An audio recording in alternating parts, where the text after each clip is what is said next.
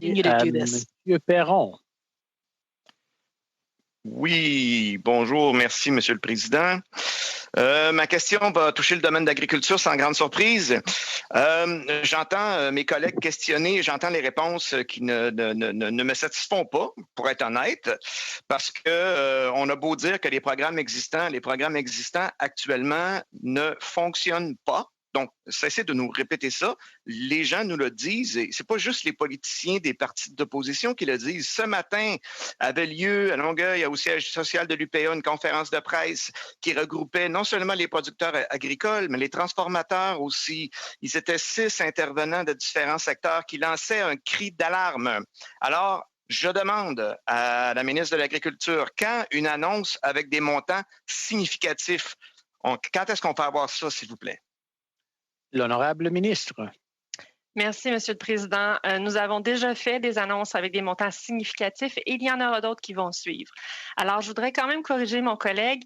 Ce n'est pas que ces programmes ne fonctionnent pas, c'est qu'ils ne sont pas assez généreux aux yeux des producteurs. Et c'est pour ça qu'avec les provinces, mes collègues des provinces, on travaille à améliorer les différents programmes, dont AgriStabilité. Mais je vais vous donner juste un exemple. Un producteur de porc a fait l'essai de la calculatrice en ligne.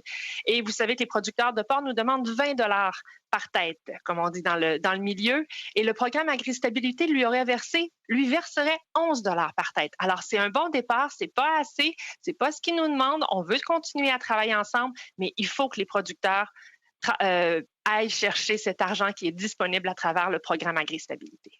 Monsieur Perron. Oui, alors ça va être à mon tour de corriger parce que ce que les gens du milieu nous disent, c'est que non seulement c'était pas adapté avant, c'était pas suffisant avant la crise, mais en contexte de crise, c'est un phénomène exceptionnel qu'on vit. Rappelons-nous, par exemple, à l'époque de la vache folle, il y avait eu des aides directes aux producteurs. C'est de ce genre d'aide-là qu'on veut. On veut pas entendre parler d'augmentation d'endettement. Bien sûr, ça a été une première étape et tout ça, mais les entreprises agricoles sont déjà très endettées. Si on pense au porc, l'annonce qui a eu lieu il y a quelques jours, je vous donne un exemple, là, du 20 $ par porc, on a annoncé 50 millions. Or, au Canada, c'est 27 millions de porcs qu'on couvre. Donc, avec le 50 millions, on en couvre seulement 2,5 millions. Donc, quand on dit que l'annonce est insuffisante, elle est nettement insuffisante. Il est grandement temps de proposer. Puis, il faut cesser de dire qu'on travaille fort puis qu'on analyse, puis écouter les gens du milieu. Encore ce matin, ils nous ont fait des propositions intéressantes. L'honorable ministre. À quel moment? Alors, il faut bien se rappeler que le programme... Excusez, je pense que M. Perron n'avait pas fini. C'est moi qui... ça va. C'est à quel moment? À quel moment c'était une vraie annonce, mais une annonce beaucoup plus considérable que ça. Là. Ça représente 10 % de ce qui était demandé. Madame la ministre. On y va étape par étape, Monsieur le Président. Les programmes sont déjà là. On veut les améliorer. On est engagé à les améliorer. Ce sont des programmes qui sont à coût partagé avec les provinces. Par contre, je lui fais remarquer que dans le cas de Agri-Relance, on a fait une exception à la règle. On va de l'avant dans toutes les provinces pour aider les producteurs de porc et les producteurs de bœuf. Ce sont 2 enveloppes de 50 millions de $ qui visent à absorber les coûts additionnels qui sont causés par la diminution de la capacité de transformation de nos usines. Alors, c'est de l'argent neuf qui n'était pas disponible encore et qu'on a mis sur la table cette semaine. Et comme le dit le premier ministre, on va en faire plus et on va y aller étape par étape. Merci. Monsieur Perron.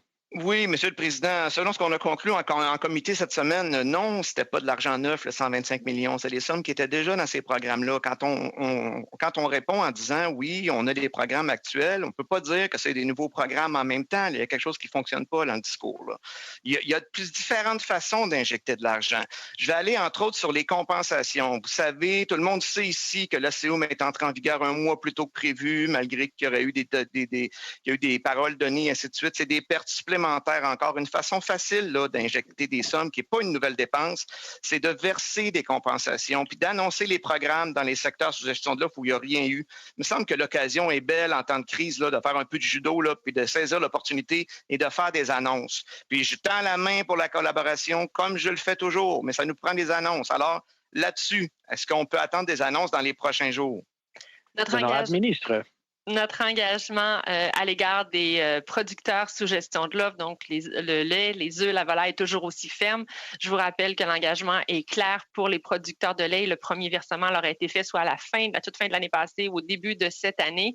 Pour les producteurs de volaille et d'œufs, on parle plutôt de programme d'investissement. Ça va très bien s'inscrire dans la relance. En ce moment, on met vraiment l'effort. On se concentre sur les programmes d'urgence là, pour venir en aide aux producteurs qui sont les plus durement touchés par la COVID. Et pour ce qui est du secteur laitier, entre autres, et je crois que je peux compter sur votre appui, vous savez qu'il va falloir passer par un changement législatif pour pouvoir répondre à la demande de la Commission canadienne du lait et augmenter leur capacité d'emprunt de 200 millions de dollars de façon à ce qu'ils puissent acheter plus de beurre et Okay, our de next fromage. question will go to Mr. Lake. Merci. La prochaine